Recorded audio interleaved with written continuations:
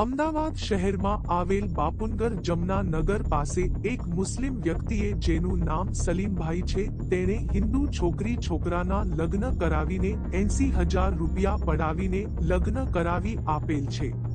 છોકરીને 50,000 રૂપિયાના દાગીના પણ બનાવી આપેલ છે। ત્યારબાદ છોકરીને છોકરા સાથે મોકલી આપેલ નથી અને છોકરો તેડવા જાય તેની પત્નીને તથા આ વ્યક્તિ અને છોકરીના મા-બાપ જાનથી મારી નાખવાની ધમકી આપી અને જણાવે છે કે તમારા ઘરે અમારી દીકરી નહીં આવે, અમારી દીકરીને રૂપિયા 2.5 લાખ આપીને છૂટાછેડા આપી દો અને નહીં આપો તો તને અને તારા પરિવારને જાનથી મારી નાખીશ। આવી ધમકી મને અવારનવાર આપવામાં આવે છે। રૂબરૂમાં જ્યારે છોકરીના ઘરે જવું ત્યારે સલીમ નામનો વ્યક્તિ ત્યાં હાજર જ હોય છે અને તે પણ આ ગંદી ગાળો બોલીને મને ત્યાંથી ભગાડી દે છે।